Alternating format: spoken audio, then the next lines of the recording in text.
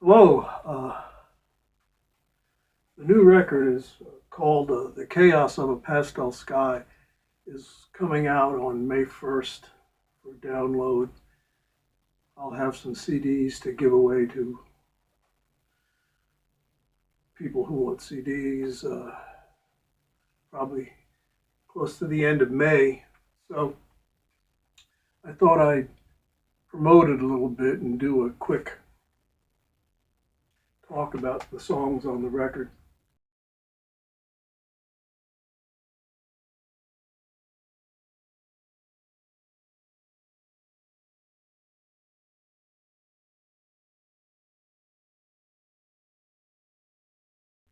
The first song is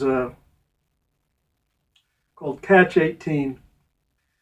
Catch 18 is the original title of Catch 22, but Leon Uris had a book out at the same time in the mid 50s that was something late 50s actually that was had 18 in the title, so they were looking for another funny number and they came up with 22 instead of 18. So uh, Catch 18. The music for the song I wrote in 1977. It was actually a song about the planetarium scene in Rebel Without a Cause. It was one of a lot of 70s James Dean songs. But fortunately, we recorded a couple. That band was Anderson and me and Phil Latardo and Pete Pabo, and we recorded. That was the first studio recordings we'd done. We'd done some sort of live in our rehearsal studio stuff with Magpie, but that we went and did overdubs and everything on this record, on those records. Grave of the Winter was one of the songs we did. Was on An Eternity of Now, and the chorus was "I've Got the Bullets," which is James Dean's great scene at the end of Rebel Without a Cause. But I remembered the music, and I didn't want to, so I rewrote the lyrics, and there's sort of a stream of consciousness about my current life and in the 2020s.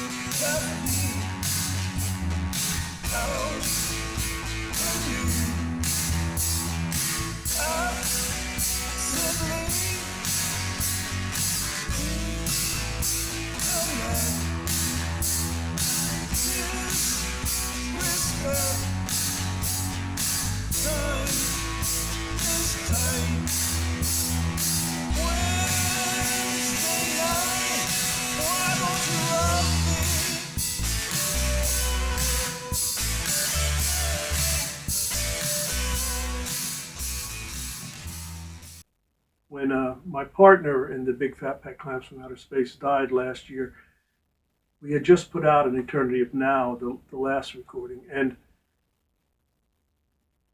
suddenly I found that I had written 3 or 4 songs about Richie's death, about the relationship I'd had with him for 40 years. And this is one of those songs. It's called My Great Sin is Love.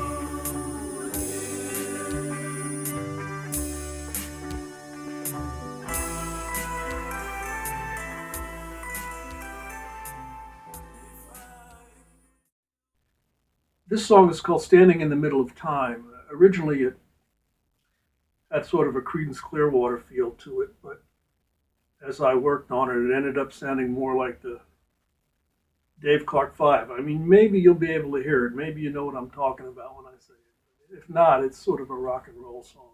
Concept of the song is that there's an infinite amount of time before we were born, and there's an infinite amount of time after we're going to die. So we are essentially standing in the middle of time between everything that's gone before and everything that's going to come ahead. And this is true for every generation of human beings. So you may say, well, no, time is finite. There was a time, before the Big Bang when nothing was moving, so there was no time. And that implies that, hey, you could stop time just by stopping everything moving. I'm just saying everything before I was born was infinite, and everything after I die is going to be infinite. So I'm right in the middle of time. And that's what this song's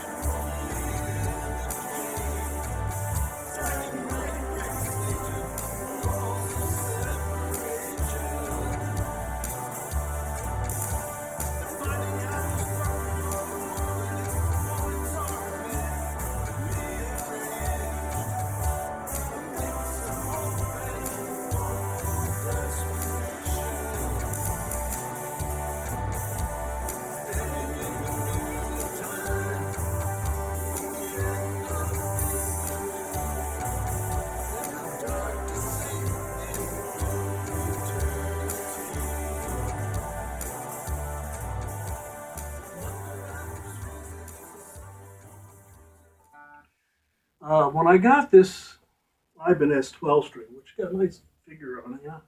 When I got this, I needed an acoustic 12. I have a lot of guitars. If you noticed, if you watch any of the videos. When I got this, I didn't have an acoustic 12 string, so I got this, and I was experimenting with a drop D tuning, and I wrote a little instrumental.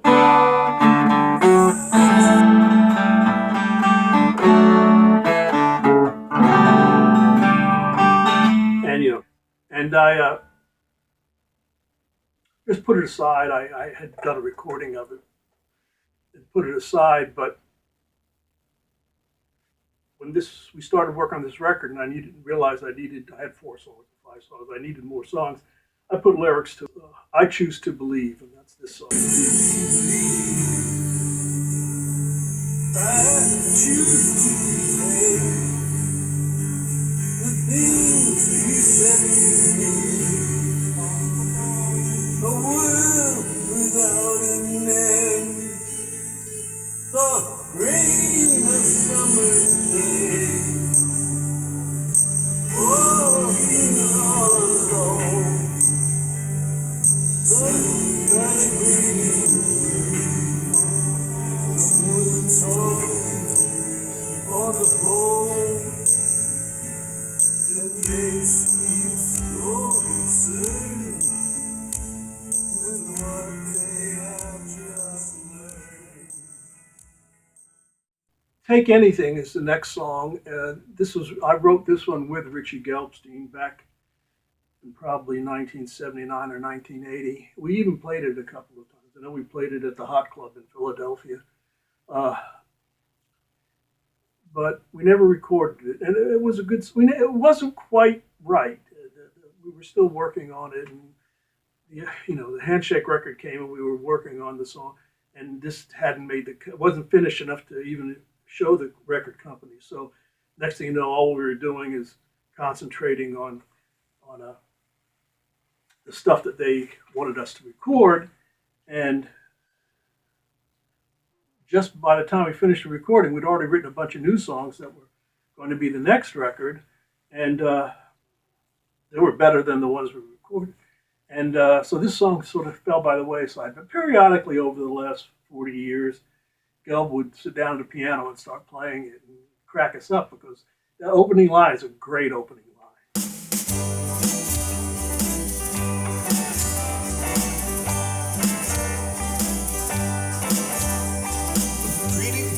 smile always got you everything you wanted. It would almost work right here again on me. If I didn't feel so lost, so hurt, and so haunted. If I didn't know somehow you'd make me believe.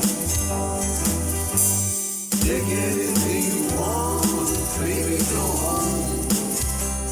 Take anything. All I want for you to leave me. All I want for you to leave me is alone.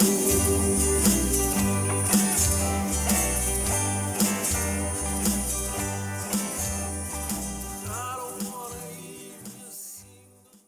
I haven't played live. The Clams' last concert was the closing of CBGB's in 2006. But, you know, I'm old. I'm going to be 70 years old. There's no reason I don't need to go. But the guys in the band still play live. Mario has been working for 20 years on, maybe, you know, I lose track of time, but with a band called Rogues on the Run, and they make records. And Jan and Joey, their band plays concerts and, you know, at the minor league ballpark, and they have a couple of bars they play at. And I did a show 4 or 5 years ago with Eddie Mannion, you know, the saxophonist for Little Steven and the E Street Band sometime. He was putting a concert and he asked me to sing a couple of songs for him, and I did that. I guess that was the last time I played live. But Eddie and I were, and Joey and Mario and Jan, we went to school together. Jan and Mario I met in 8th grade, but Eddie and Joey I've known since 4th grade, 3rd grade. So I decided, the band decided, you know, we wanted to get, it's a pandemic. So that we see guys playing on the internet because they can't do concerts, and you weren't allowed to do concerts. It's opening up now, but it wasn't. So we decided in the studio to stage a little acoustic concert. I guess we could have done an electric one, but we thought we'd do like an old MTV Unplugged. And this is one of the songs that we did. It's an old Pet Clam song that was a single for the Clams a couple of years ago called Unfinished Church. In St. George, Bermuda, there's an unfinished church on a hill.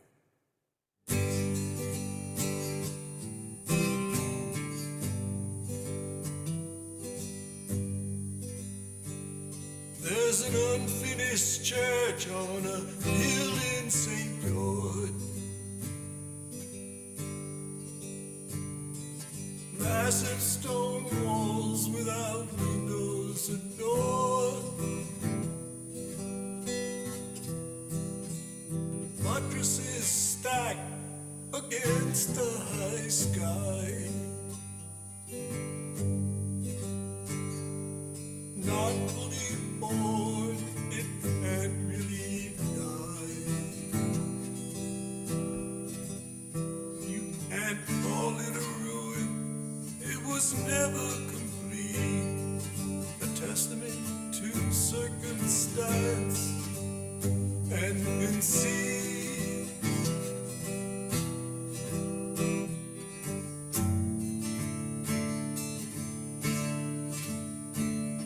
I've lived out my life in an unrealized dream. When I said that Take Anything was a Pet Clam song, this is a Magpie song.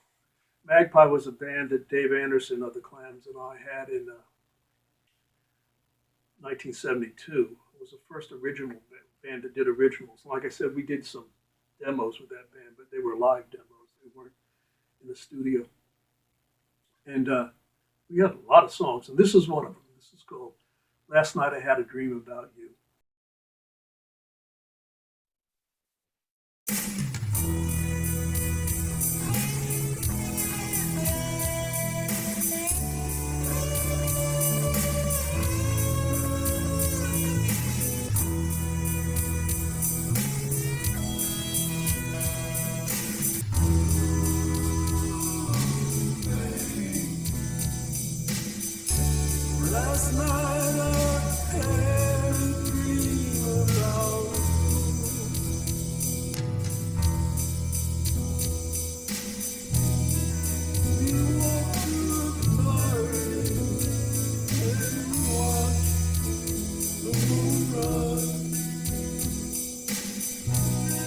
100,000 stars falling in your eyes. Flannery O'Connor. I was reading some of Flannery O'Connor's short stories, and I even went and watched that movie they made of the book. And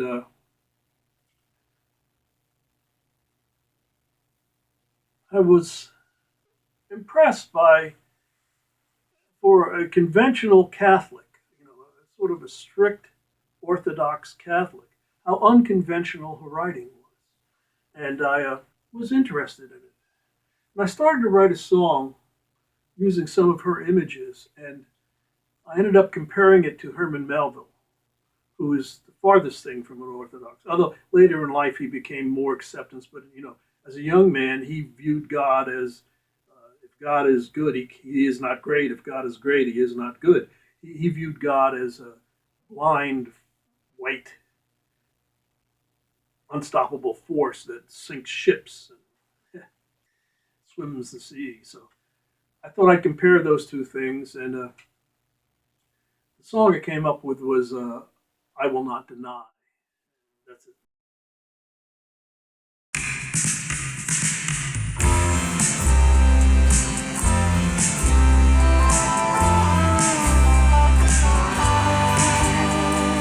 Wings that rise up, pendulum birds, wings that fall down, silver and birds, moving foul and freezing dry. Things undone have just not been yet. Thank you, Mary.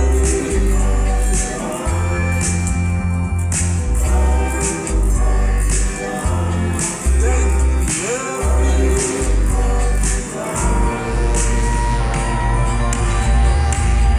I'm not denying my dreams.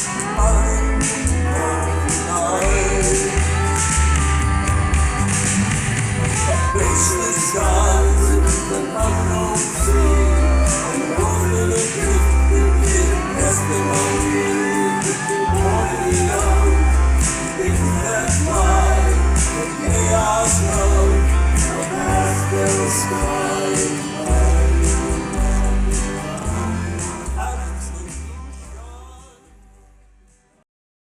This is another Magpie song. This was written in 1972 or 7, yeah, I guess 72, maybe 71.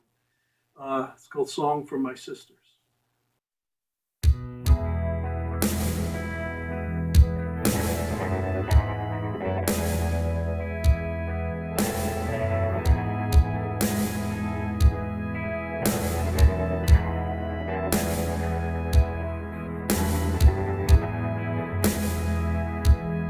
I was lonely, I was home, I didn't have nowhere to go.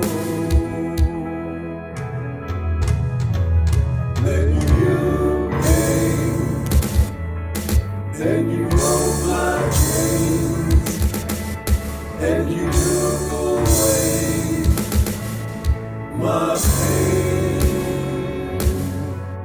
Oh, baby. This is one of the songs I wrote after the death of my partner, and one of the songs that sort of started this rolling.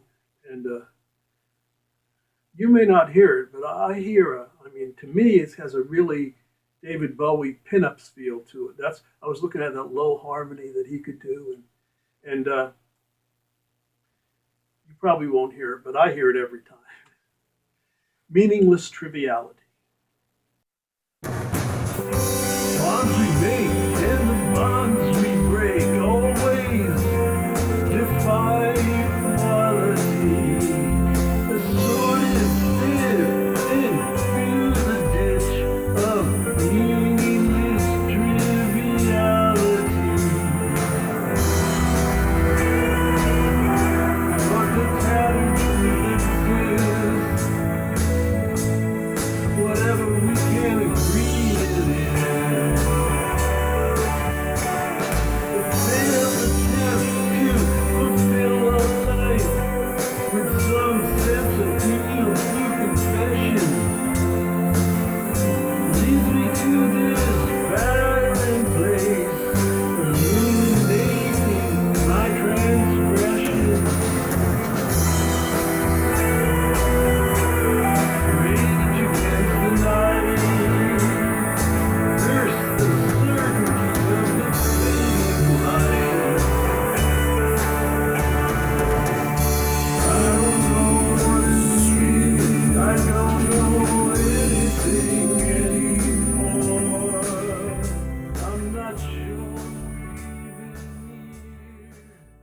the another song we did live in the studio, trying to get that unplugged feeling. It's a single I put out as under my name last year, called "Soldier of Misfortune."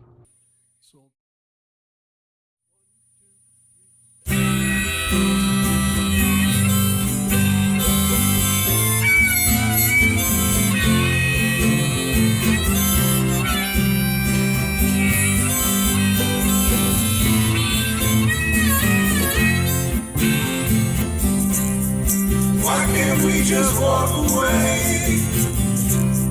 What's compelling us to stay? Why can't we just say goodbye? I've learned true love is temporary.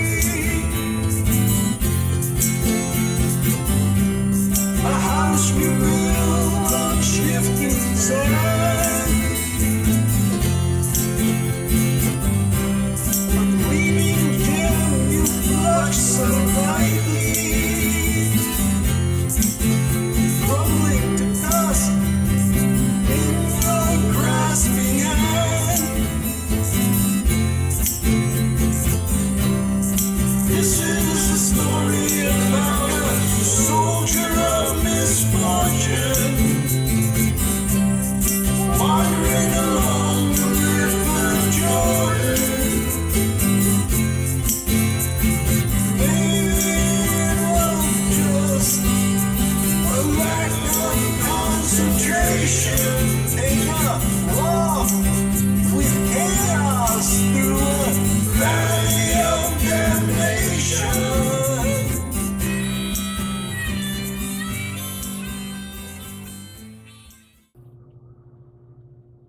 This one's called "This Sad Song."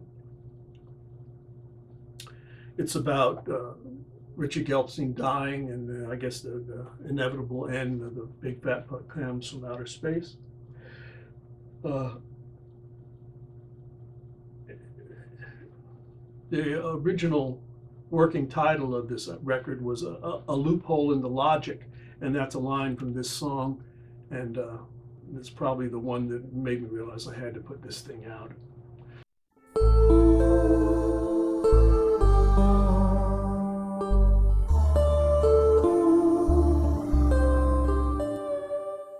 When she told me, I tried not to comprehend the word. I wanted to feign misunderstanding, pretend I didn't hear what I had heard. I was looking for a loophole in the logic, some fine point to parley or amplify, something there to hold on to, some unyielding truth I could deny. It wasn't supposed to be this way. These changes are all wrong. I wouldn't have written this third act. We wouldn't have written this sad song.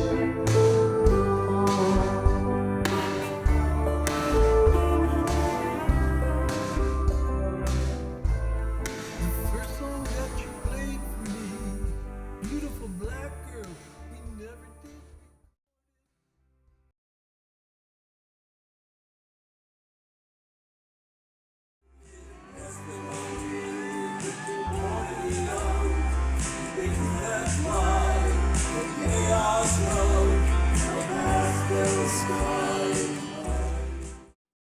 I thought I'd just talk a little bit about the chaos of a pastel sky.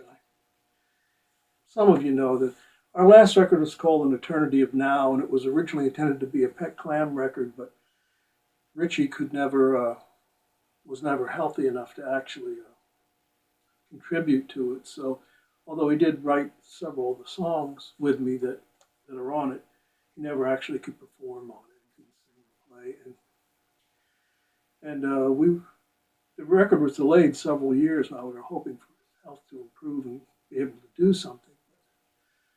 unfortunately, he died before that happened. So I didn't want to put the record out as a Pet Clam record without Richie on it, so I put it out as Notorious Grit Brothers, which has always been Pet Clams without Richie. Now, I don't think there'll be any new Pet Clam recordings. I may release a few of the older stuff that's, lying around that's never been heard. But there's not a lot of that left.